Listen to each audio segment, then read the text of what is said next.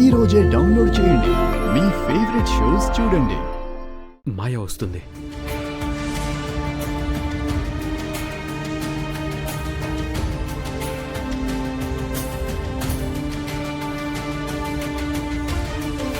తను ఫైర్లా వస్తుంది. అంటే అవని అన్ని చెప్పేసినట్టుంది.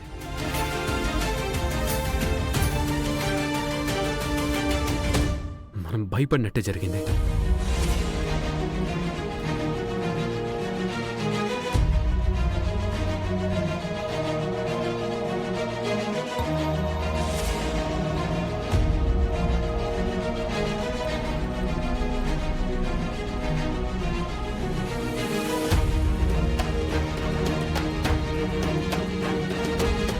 ఏమైంది మాయగారు? ఎందుకలా చూస్తున్నారు? పోలీసోడు దొంగలను చూసినట్టు, జడ్జి నేరస్తులను చూసినట్టు మీరెందుకలా చూస్తున్నారు? నేను అవనిని కలవడం మంచిదైంది. నాకు అన్ని విషయాలు తెలిసిపోయాయి.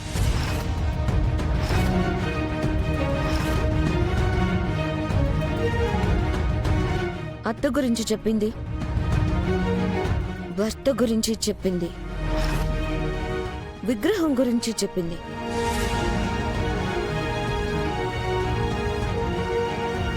ఏం చెప్పిందో క్లియర్గా చెప్తాను, వినండి.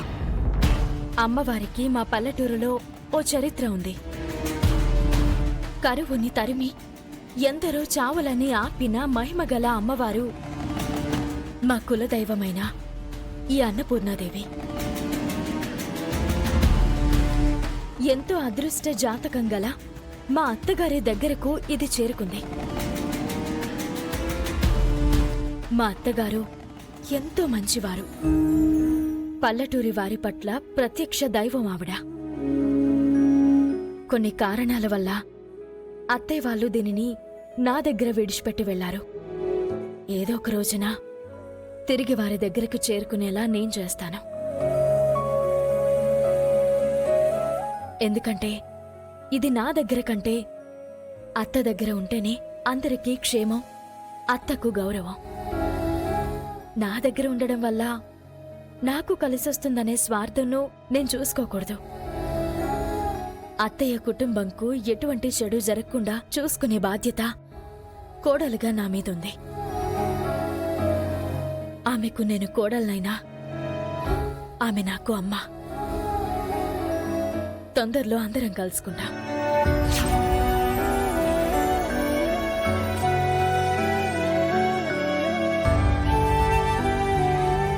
మాటకి ముందు అత్త, మాటకి చివర్లో అత్త.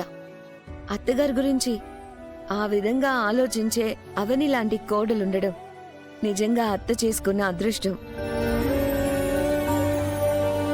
అంటే మీతో ఆ అత్త ఎవరు, తన భర్త ఎవరు అనే వివరాలు చెప్పలేదా? చాలాసేపు అడిగి చూశాను. వాళ్ళ గురించి మీకు తెలియదు కదా, ఎందుకులేండి అంటూ వారి పేర్లు కానీ వివరాలు కానీ చెప్పకుండా దాటేసింది. ముక్కు పుడుకని అడిగితే ఇవ్వడం కుదరదని మొహమాటం లేకుండా చెప్పేసింది. ఎన్ని కోట్లు ఇస్తానన్నా నో అనంది.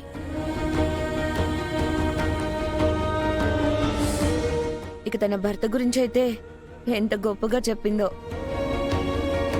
ఒక్క మాటలో చెప్పాలంటే కలియుగ రాముడు అన్నట్టు పొగిడింది.